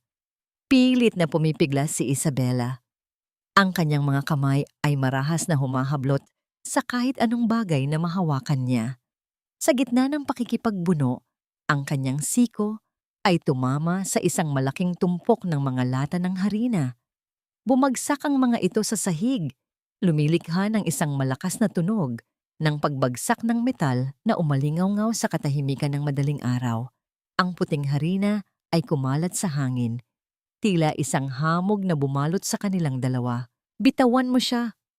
Isang malakas na boses ang nanggaling sa bukana ng pinto. Isang lalaking nakauniforme ng security, si Benjo, ang pinakatiwalaang bodyguard ni Zandros, ang mabilis na pumasok.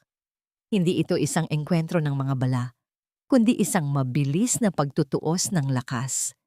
Sa isang iglap, nasupil ni Benjo ang salarin na mabilis na tumakas palabas sa kadiliman, iniwan ng isang punit na piraso ng tela na may amoy ng pamilyar na pabango, ang matapang na amoy na laging suot ni Saffron. Napaluhod si Isabela sa sahig, ang kanyang buong katawan ay nanginginig, ang kanyang puting apron ay nabahiran na ng alikabok at takot.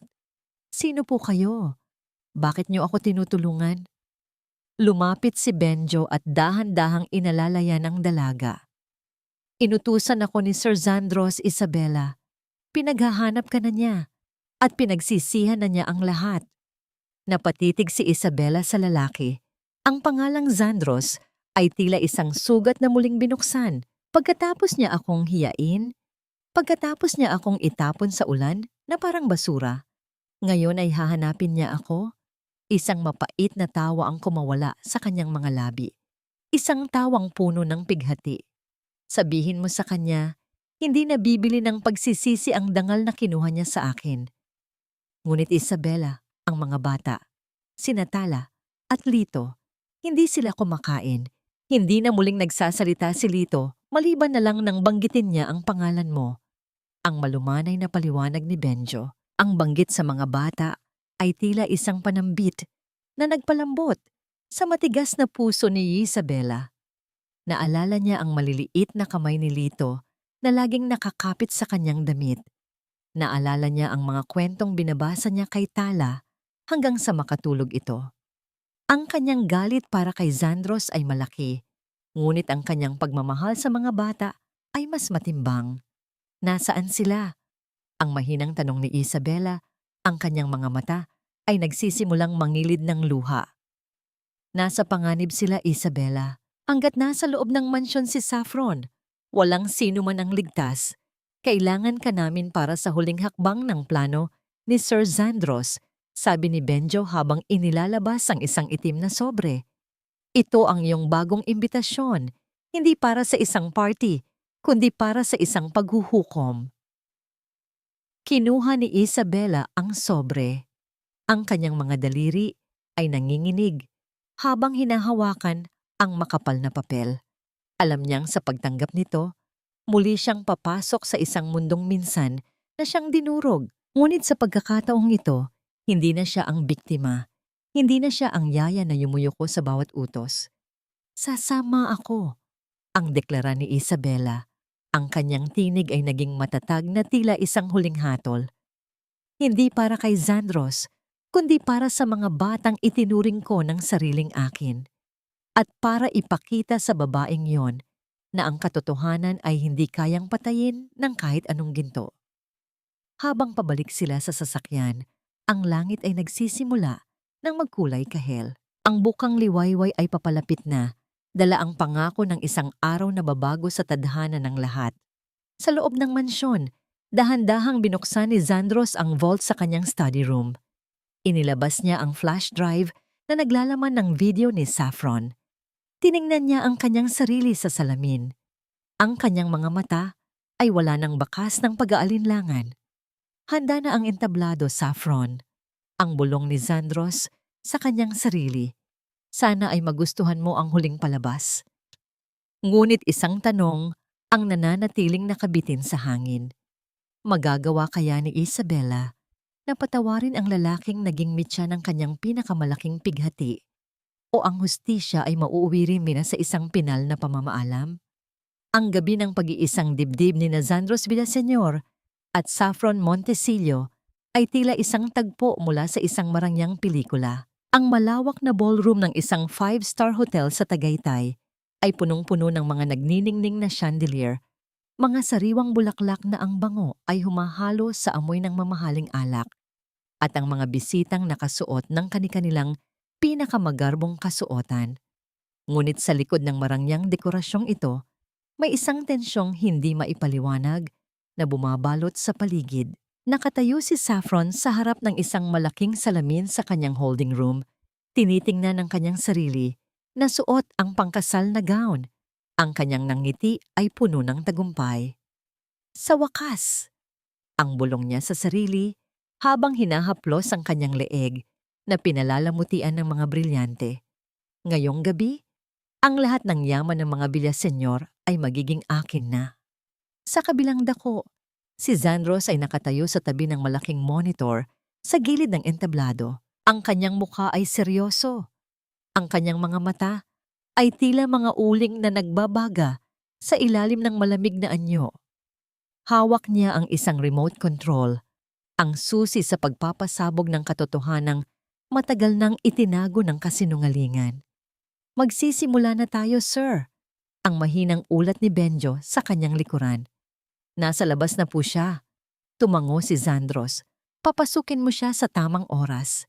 Nagsimula ang programa. Umakyat si Zandros sa entablado sa gitna ng masigabong palakpakan. Lumapit si Saffron sa kanya.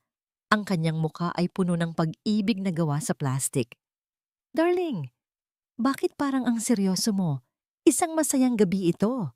Ang malambing na bulong ng babae habang kumakapit sa braso ng lalaki. Isang gabi itong hinding-hindi mo malilimutan, Saffron. Ang sagot ni Zandros. Ang boses ay tila isang pinal na hatol. Bago tayo magpalitan ng sumpa, may inihanda akong isang maikling video. Isang pasasalamat sa babaeng nagpakita sa akin ng tunay na kahulugan ng pamilya. Nagliwanag ang dambuhalang screen sa likod nila. Inaasahan ng mga bisita ang isang tribute para sa ikakasal, ngunit ang unang eksenang lumitaw ay nagpasinghap sa buong bulwagan. Hindi ito video ng pag-ibig. Ito ay isang madilim na silid, ang silid ni Isabela. Kitang-kita sa screen ang isang babaeng nakasuot ng sutlang robe, si Saffron, na dahan-dahang isinisilid ang isang nagniningning na kwintas sa loob ng bag ni Isabela. Ang bawat galaw niya ay malinaw, ang bawat ngisi niya ay nakuha ng lente ng laruang kamera ni Lito. Ang bulong ng mga tao ay tila isang papalakas na ugong ng isang paparating na bagyo. Nanigas si Saffron sa kanyang kinatatayuan. Ang kanyang mukha ay biglang nawalan ng kulay, tila ba lahat ng dugo sa kanyang katawan ay bumagsak sa sahig. Zandros! Ano ito? Isang biro ba ito? Isang peke ang video na yan. Ang sigaw ni Saffron. Ang kanyang boses ay nanginginig sa pagitan ng galit at takot. Ngunit hindi huminto ang video. Ipinakita nito ang sumunod na tagpo, ang pananakit ni Saffron kay Lito, ang pagbulyaw niya sa mga bata noong bangmat si Zandros at ang pakikipag-usap niya sa telepono tungkol sa pag-ubos sa yaman ng mga Villaseñor para bayaran ang utang ng mga Montesillo. Ang katahimikan sa ballroom ay tila isang mabigat na bigti. Sa gitna ng katahimikang ito, bumukas ang malaking pinto sa dulo ng pasilyo. Isang babae ang dahan-dahang pumasok. Hindi na siya suot ang maruming apron o ang basang uniforme. Nakasuot si Isabela ng isang simpleng asul na dress. Ang kanyang buhok ay maayos na nakapusod at ang kanyang mga mata ay nagniningning sa dignidad na kailanman ay hindi nakuha ni Saffron. Naglakad si Isabela patungo sa entablado. Ang bawat hakbang niya ay tila isang sampal sa lahat ng mga taong nanghusga sa kanya. Huminto siya sa tapat ni Saffron. Ang katotohanan ay hindi nananatiling nakatago, Ma'am Saffron. Ang mahinahong sabi ni Isabela. Ang boses ay matatag at walang bakas ng paghihiganti. Tanging katarungan. Pinatawad na kita sa ginawa mo sa akin, pero hindi kita mapapatawad sa ginawa mo sa mga bata. Hayop ka! Sinisiraan mo ako! Ang sigaw ni Saffron habang akmang sasampalin si Isabela. Ngunit bago pa tumama ang kanyang kamay, nahuli na ni Zandros ang kanyang braso. Ang hawak ni Zandros ay kasing higpit ng bakal. Huwag mong dumiha ang iyong mga kamay sa harap ng mga tao, Saffron. Tapos na ang palabas mo. Lumingon si Zandros sa mga bisita at sa mga miyembro ng press na abala na sa pagkuha ng litrato sa hiyang-hiyang si Saffron. Ang kasal na ito ay kanselado at sa mga susunod na araw, ang pamilya Montesillo ay mahaharap sa patong-patong na kaso ng paninira at pagnanakaw. Lumayas ka sa pamamahay ko at huwag na huwag ka nang magtatangkang lumapit muli sa mga anak ko. Padabog na hinila ni Saffron ang kanyang gown at nagtatakbong lumabas ng ballroom habang ang mga bisita ay nagbibigay ng daan na tila ba ayaw nilang mahawakan ang isang taong may nakakahawang sakit. Ang kanyang marangyang mundo ay tuluyan ng gumuho sa harap ng lahat. Naiwang mag-isa sina Zandros at Isabela sa gitna ng entablado. Tumingin si Zandros sa dalaga. Ang kanyang mga mata ay puno ng pagsisisi na hindi kayang bayaran ng anumang halaga ng ginto. Isabela, ang simula ni Zandros, ang boses ay nanginginig. Patawarin mo ako. Nabulag ako ng sarili kong takot at pride. Wala akong mukhang maihaharap sa iyo pagkatapos ng lahat ng ginawa ko. Tumingin si Isabela kay Zandros. Nakita niya ang lalaking dati ay tinitingala niya. Ngayon ay nakatayo sa harap niya na tila isang bata na naghihintay ng patawad. Dahan-dahan niyang inabot ang kamay ni Zandros, hindi para yakapin ito bilang kasintahan, kundi bilang isang taong muling nakahanap ng kanyang nawalang kapatid sa pananampalataya. Nandito ako para sa mga bata, Sir Zandros, ang mahinang sabi ni Isabela. Ang pagpapatawad ay hindi ibinibigay sa isang gabi. Kailangan nating pagtrabahuhan ang tiwala na sinira natin. Ngunit ang katahimikan nila ay naputol nang marinig ang mabilis na yabag ng maliliit na paa sa carpet. Lumitaw sina Tala at Lito mula sa gilid at sa isang pagkakataon, ang katahimikan ng hotel ay binalot ng masayang sigaw ng mga bata. Isa! Isa! Yinakap ng dalawang bata si Isabela nang napakahigpit, tila ba natatakot silang muli itong maglaho. Sa sandaling iyon, ang luha ni Zandros ay tuluyan ng bumuhos. Napagtanto niya na ang tunay na kayamanan ay hindi ang hotel na ito. Hindi ang mga brilyante ni Saffron, kundi ang munting babaeng ito na nagbalik ng buhay sa kanyang tahanan. Ngunit sa gitna ng kanilang muling pagkikita, isang anino ang nananatiling nakatingin mula sa malayo. Isang taong hindi inaasahan ni Isabela na makikita muli ang mabilis na naglakad palayo sa dilim ng parking lot. Ang laban ay tila tapos na, ngunit ang puso ay mayroon pang isang huling sikreto na dapat harapin. Ang sugat sa balat ay madaling gamutin ng mabisang lunas, ngunit ang sugat sa dangal at tiwala ay tila isang malalim na uka na nangangailangan ng mahabang panahon upang maghilom. Matapos ang iskandalo sa gala, ang mansyon ng mga Villaseñor ay tila muling humihinga, ngunit ang bawat hininga ay mabigat pa rin sa damdamin ng pagsisisi. Nakatayo si Zandros sa pintuan ng kusina, pinapanood ang bawat galaw ni Isabela habang naghahanda ito ng almusal para sa mga bata. Ang bawat hiwa nito sa mga sangkap, ang marahang paghalo sa kumukulong sabaw, ay tila isang ritual ng kapayapaan na matagal nang nawala sa kanyang tahanan.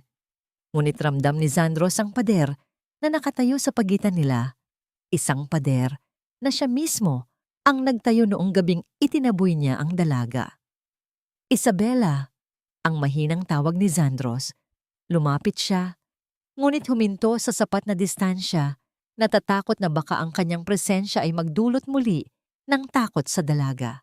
Nagpadala ako ng mga bagong kagamitan sa bakery kung saan ka nagtatrabaho, at ang iyong lola, inilipat ko na siya sa pinakamagandang private suite sa ospital.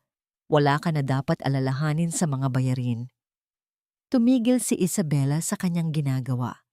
Dahan-dahan siyang lumingon, ang kanyang mga mata ay walang bakas ng kagalakan sa marangyang alok ni Zandros. Salamat po, Sir Zandros, pero hindi po kagamitan o pera ang magbabalik sa nawalang tiwala. Ang lola ko, tatanggapin ko ang tulong niyo dahil kailangan niya iyon, pero pagbabayaran ko ang bawat sentimo sa pamamagitan ng aking trabaho. Hindi ko po gustong maging utang na loob ang katarungan. Ang bawat salita ni Isabela ay tila isang mahinahong sampal sa pride ni Zandros.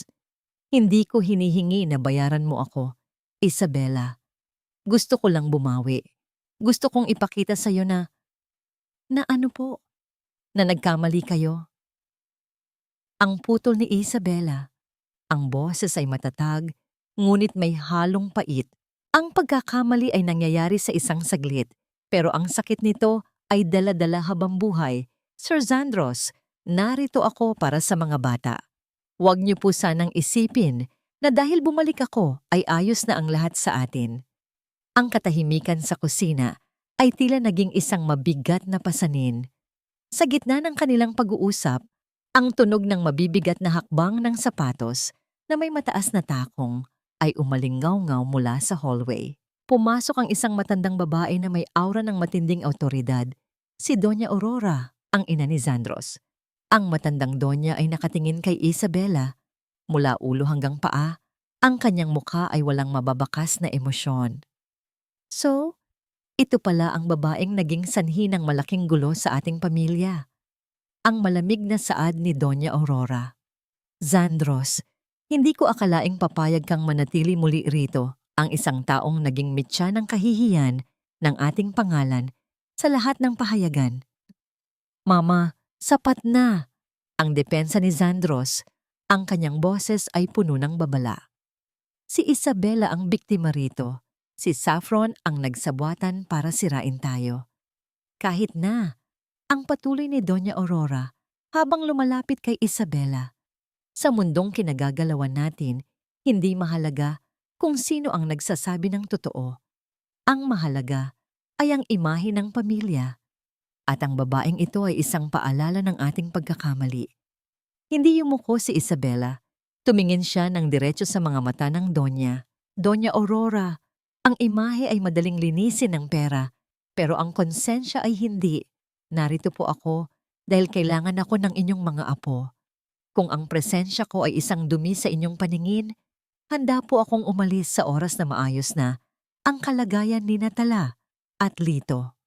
Nagulat ang matandang Donya sa katapangan ni Isabela. Sa unang pagkakataon, nakakita siya ng isang taong hindi nasisila ng kanyang yaman at kapangyarihan. Habang nangyayari ang tensyon sa loob ng mansyon, sa labas ng gate, isang itim na sasakyan ang dahan-dahang huminto. Si Saffron, na ngayon ay tila isang multo ng kanyang dating sarili, ay nakatingin sa mansyong hindi na niya muling mapapasukan. Ang kanyang mga mata ay puno ng puot. Kinuha niya ang kanyang telepono at may ipinadalang mensahe kay Zandros. Sa loob ng study room, narinig ni Zandros ang tunog ng kanyang telepono. Binuksan niya ang mensahe mula sa isang hindi kilalang numero, ngunit alam niyang kay Saffron ito galing. Akala mo ba ay nakuha mo na ang lahat, Zandros? Akala mo ba ay ligtas na kayo? Itanong mo sa yaya mo kung ano ang totoong nangyari sa asawa mo. 10 taon na ang nakalilipas. Itanong mo kung bakit ang lola niya ang tanging nakakaalam ng huling hininga ni Maria Clara. Ang katotohanan ay mas mapait kaysa sa aking pag-alis. Nanlamig ang buong pagkatao ni Zandros. Ang alaala ng kanyang yumaong asawa ay isang sugat na kailanman ay hindi naghilom. Paano nasali ang lola ni Isabela sa pagkamatay ni Maria Clara? Tumingin si Zandros sa labas ng bintana, kung saan nakikita niyang kalaro ni Isabela ang mga bata sa hardin. Ang bawat tawa ni Lito at Tala ay tila isang himig ng langit, ngunit ang mensaheng natanggap niya ay tila isang madilim na ulap na muling lalamon sa kanilang lahat. Dahan-dahan siyang lumabas ng silid at naglakad patungo kay Isabela. Ang kanyang mga hakbang ay tila may kasamang bigat ng isang bagong misteryo. Isabela, ang tawag ni Zandros. Ang kanyang boses ay nanginginig sa kaba. Kailangan nating mag-usap tungkol sa lola mo. May kailangan akong malaman. Tungkol sa nakaraan. Tumingala si Isabela. Ang kanyang mukha ay binalot ng pagtataka. Ang kislap ng takot sa mga mata ni Zandros ay nagpahiwatig sa kanya na ang unos ay hindi pa pala tuluyang lumilipas. Ang hangin sa loob ng private suite ng ospital ay tila nagdadala ng bigat ng 10 taong pananahimik. Nakaupo si Lola Elena, ang lola ni Isabela, sa kanyang kama. Ang kanyang mga mata, bagaman malabo na, ay nagniningning sa isang klase ng kapayapaang ngayon lang nasilayan ni Zandros. Sa tabi niya, nakatayo si Isabela, mahigpit na hawak ang kamay ng matanda. Habang si Zandros ay tila isang rebulto sa paanan ng higaan, naghihintay sa hatol ng kasaysayan. Sir Zandros, ang mahinang simula ni Lola Elena, ang kanyang boses ay parang kaluskos ng mga tuyong dahon sa ilalim ng buwan.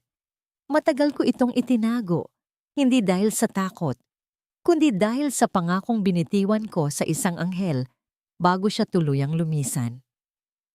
Nanigas ang panga ni Zandros. Ano ang kinalaman niyo sa pagkamatay ni Maria Clara? Bakit sinasabi ni Saffron na kayo ang dahilan ng kanyang huling hininga? Huminga ng malalim ang matanda. Isang malungkot na ngiti ang gumuhit sa kanyang mga labi. Noong gabing iyon, 10 taon na ang nakalilipas, hindi ako ang pumatay sa kanya. Ako ang tanging taong humawak sa kanyang kamay nang siya ay abutan ng atake sa puso sa liblib na kalsada ng Tagaytay. Nakita ko ang kanyang sasakyang huminto at bilang isang dating nurse, tumakbo ako para tumulong. Pero huli na ang lahat, Zandros. Ang kanyang puso ay masyado nang mahina. Tumulo ang isang butil ng luha mula sa mata ni Zandros. Ang galit na matagal niyang kinimkim laban sa tadhana ay tila unti-unting natutunaw. Bago siya nawalan ng malay, pagpapatuloy ni Lola Elena. Ibinigay niya sa akin ang isang maliit na locket. Sabi niya, ibigay mo ito sa asawa ko. Sabihin mo sa kanya, mahal na mahal ko sila ng mga anak ko. Sabihin mo sa kanya, huwag siyang matatakot na magmahal muli. Ipinangako ko sa kanya na itatago ko ang locket hanggang sa dumating ang tamang panahon na handa ka nang duminig. Natakot ako na baka sa tindi ng pighati mo noon, lalo ka lang masaktan. Dahan-dahang kinuha ni Lola Elena ang isang maliit, kupas na gintong locket mula sa ilalim ng kanyang unan.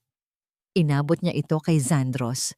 Nang buksan ito ng lalaki, nakita niya ang larawan nilang dalawa ni Maria Clara noong mga panahong ang mundo nila ay puno pa ng kulay. Sa loob ng locket, may nakasulat na maikling mensahe. Magmahal kang muli, Zandros. Napaluhod si Zandros sa tabi ng kama. Ang bawat hikbi na pinigilan niya sa loob ng 10 taon ay sa wakas ay kumawala. Hindi galit, kundi isang matinding pasasalamat ang bumalot sa kanya. Napagtanto niya na si Saffron ay gumamit ng isang baluktot na bersyon ng kwento upang sirain ang ugnayan niya sa pamilya ni Isabela. Si Saffron ang nakakita kay Lola Elena sa pinangyarihan ng aksidente noon at ginamit niya ang impormasyong yon para itanim ang binhi ng hinala. "Patawarin niyo ako," ang tanging nasabi ni Zandros sa gitna ng kanyang pagluha. "Isabela, Lola Elena, wala akong ibang ginawa kundi saktan kayo. Gayong kayo pala ang nag-ingat sa huling pag-ibig ng asawa ko." Lumapit si Isabela at dahan-dahang ipinatong ang kanyang kamay sa balikat ni Zandros. Sa pagkakataong ito, wala nang pader sa pagitan nila. Ang lamig ng nakaraan ay tuluyan ng napalitan ng init ng pag-unawa. "Tapos na ang lahat, Sir Zandros. Ang katotohanan ay laging nakakahanap ng paraan para tayo ay palayain." Habang nangyayari ang madamdaming eksenang ito sa ospital, sa labas ng mansyon ng mga Villaseñor, ang tunog ng mga sirena ng pulis ay umalingaw-ngaw sa buong kalsada. Si Saffron, na sinusubukang tumakas dala ang ilang nakaw na alahas, ay napalibutan ng mga awtoridad. Wala na ang kanyang ningning, wala na ang kanyang kapangyarihan. Ang kanyang huling hiyaw ng galit ay nalunod sa tunog ng mga panyapak ng mga pulis na dumakip sa kanya. Ang hustisya, bagaman huli, ay dumating ng may dalang hagupit. Lumipas ang ilang buwan. Ang mansyon ng mga Villaseñor ay hindi na tinatawag na lalamig na kastilyo. Amoy sinigang na muli ang kusina at ang mga dingding ay puno ng tawanan ni Natala at Lito. Nakaupo si Zandros at Isabela sa hardin, pinapanood ang mga bata na naglalaro sa ilalim ng ginintuang sinag ng hapon. "Hindi ko alam kung sapat ang buong buhay ko para pawiin ang bawat luhang idinulot ko sa iyo," ang mahinahong sabi ni Zandros habang tinititigan ang profile ni Isabela na nagniningning sa sikat ng araw. Tumingin sa kanya si Isabela. Ang kanyang mga mata ay puno ng kapayapaan. "Hindi mo kailangang bayaran ng nakaraan, Zandros. Ang kailangan lang natin ay ingatan ang kasalukuyan. Ang pag-ibig ay hindi tungkol sa perpektong simula, kundi sa tapang na magsimulang muli pagkatapos ng bawat pagkakamali." Dahan-dahang hinawakan ni Zandros ang kamay ni Isabela. Hindi ito isang hawak ng isang amo sa kanyang katulong, kundi isang hawak ng isang lalaking nakahanap ng kanyang muling pagkabuhay sa bisig ng isang babaeng may busilak na puso. Ang bawat pintig ng kanilang mga puso ay tila isang himig ng pasasalamat sa bawat pighati, sa bawat ulan at sa bawat kabanata na nagdala sa kanila sa puntong ito. Ang langit ay dahan-dahang nagkulay, rosas at kahel, hudyat ng pagtatapos ng isang mahabang araw at ang pagsisimula ng isang gabi na hindi na muling babalutin ng takot. Isang taon ang mabilis na lumipas mula nang ang bagyo ng kasinungalingan ay tuluyang humupa sa mansyon ng mga Villaseñor. Ang sikat ng araw sa Tagaytay ngayong umaga ay tila may dalang kakaibang haplos. Hindi na ito ang nakakapapasong init ng galit, kundi ang malambing na liwanag ng isang pusong nakahanap na ng sariling tahanan. Nakatayo si Isabela sa balkonahe ng isang bagong gusali, ang bahay ni Maria Clara, isang foundation para sa mga batang may sakit at mamatay tao na itinayo ni Zandros sa ilalim ng kanyang pamamahala. Hindi na siya ang yaya na nakayuko at laging natatakot. Ang kanyang puting bestida ay dahan-dahang hinahampas ng sariwang hangin at sa kanyang muka ay mababakas ang isang klase ng ganda na nanggagaling sa kalayaang maging sarili. Sa loob ng selda ng isang pambansang bilangguan, si Saffron Montesillo ay nakaupo sa isang malamig na sulok. Wala na ang kanyang mga brilyante, wala na ang kanyang sutlang robe. Ang tanging kasama niya ay ang echo ng kanyang sariling pagsisisi na huli na para itama. Ang katarungan ay hindi nagmamadali, ngunit sa pagkakataong ito, naging matatag ang kamay ng batas sa pagpaparusa sa kanyang mga kasalanan. Para kay Isabela, ang puot ay kinalimutan na niya, hindi dahil karapat-dapat si Saffron sa kapatawaran, kundi dahil karapat-dapat ang kanyang sariling puso sa kapayapaan. Naramdaman ni Isabela ang isang mainit na presensya sa kanyang likuran. Isang pares ng matitikas na braso ang dahan-dahang yumakap sa kanyang baywang at ang baba ni Zandros ay marahang sumandal sa kanyang balikat. Ang amoy ng kape at ang pamilyar na init ng lalaki ay tila isang baluti na nagpapakalma sa bawat kaba ng kanyang dibdib. Malalim na naman ang iniisip mo, mahal ko. Ang bulong ni Zandros, ang kanyang boses ay puno ng pagsamba. Wala na ang Sir Zandros na malamig at mapagmataas. Ang kaharap niya ngayon ay isang lalaking natutong lumuha, natutong makinig, at higit sa lahat, natutong magmahal ng walang kondisyon.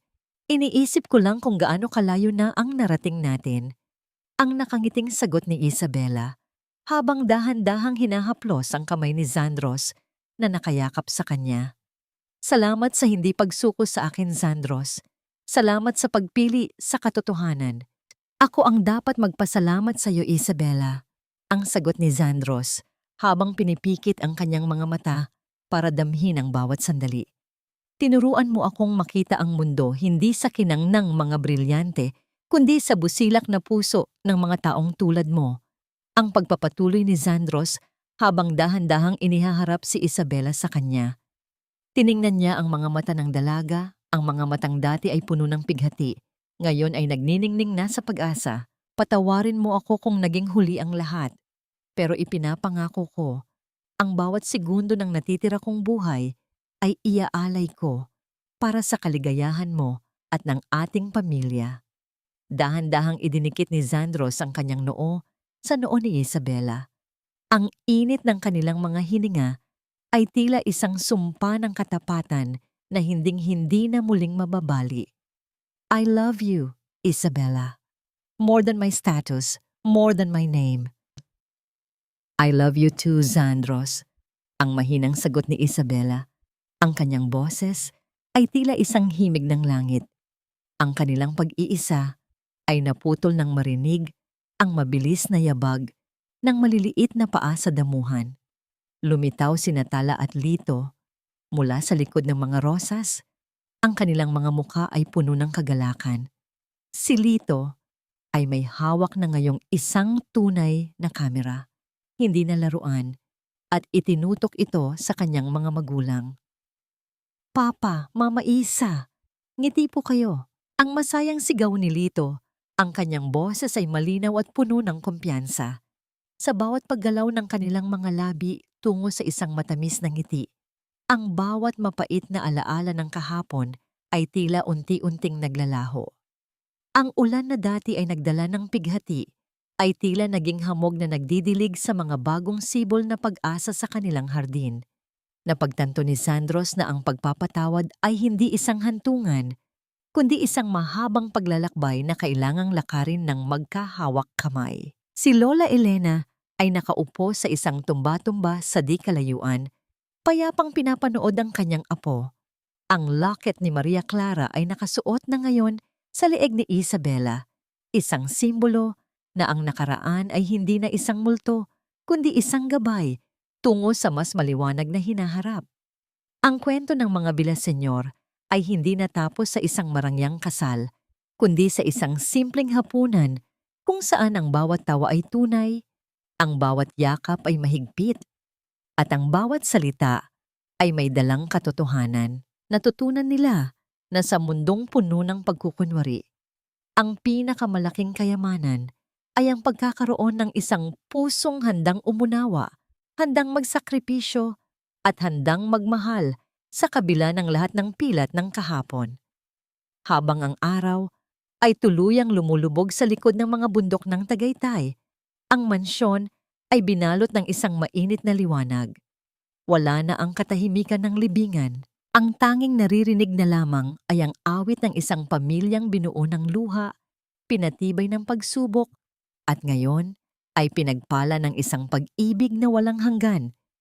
Ito ang wakas ng kanilang pighati at ang simula ng kanilang walang katapusang bukang liwayway. Saksi ang bawat bituin sa langit, na ang bawat luha ay may katumbas na ligaya sa tamang panahon, At ang bawat sugat ay nagiiwan ng pilat na nagpapaalala sa ating katatagan. Mga mahal naming tagapakinig, mula sa kaibuturan ng aking puso, nais ko kayong pasalamatan sa pagtitiyaga at pakikibahagi sa paglalakbay ni na Isabela at Sandros hanggang sa huling sandali. Sa bawat kabanata na ating pinagdaanan, ramdam ko ang inyong pakikiramay, ang inyong galit sa kawalang katarungan, at ang inyong pananabik sa muling pag-asa. Habang isinusulat ko ang mga pahinang ito, lalo na ang mga eksenang nadudurog ang dangal ni Isabela sa gitna ng ulan, tila ba kasama ko rin siyang nanginginig sa ginaw at pighati. May mga sandaling kailangan kong huminto dahil ang bigat ng emosyon ay hindi na kayang dalhin ng panulat. Ang kwentong ito ay hango sa mga damdaming nasaksihan ko sa tunay na buhay, mga lihim na sakripisyo ng mga ina, mga kapatid at mga babaeng Pilipina na piniling manatiling mabuti sa kabila ng malupit na mundo. Ang pagpapatawad ay hindi isang madaling landas. Tulad ito ng isang maliit na mitya ng kandila sa gitna ng malakas na hangin. Kailangang ingatan at alagaan upang hindi mamatay ang liwanag. Ipinakita sa atin ni Isabela na ang tunay na kapangyarihan ay hindi nanggagaling sa yaman o katanyagan, kundi sa busilak na puso na handang maghilom sa kabila ng mga latay ng nakaraan. Ngunit bago tayo tuluyang maghiwalay sa kabanatang ito, nais kong iwan sa inyo ang isang kaisipan na hanggang ngayon ay naglalaro sa aking isipan. Kung kayo ang nasa kalagayan ni Isabela, matapos ang lahat ng sipayo at hiyang inabot ninyo sa harap ng maraming tao, kaya nyo rin bang buksan muli ang pintuan ng inyong puso para sa taong naging mitya ng inyong pagkasira? Ang pag-ibig ba ay sapat na dahilan para sa isang panibagong pagkakataon? O may mga sugat na sadyang hindi na dapat pang balikan? Sana ay ibahagi ninyo ang inyong mga saloobin sa aming comment section. Gusto kong duminig sa inyong mga kwento at damdamin dahil kayo ang nagbibigay ng buhay sa bawat salitang aking isinusulat. Kung ang kwentong ito ay nag-iwan ng kahit munting init sa inyong mga puso, pakiusap po na ilalike ang video na ito, i-share sa inyong mga mahal sa buhay, at mag-subscribe para sa marami pang mga kwentong magbibigay sa atin ng lakas at pag-asa. Maraming salamat muli sa inyong walang sawang suporta. Hanggang sa muling pagkikita sa ating susunod na paglalakbay ng damdamin. Pagpalain nawa kayo ng may kapal.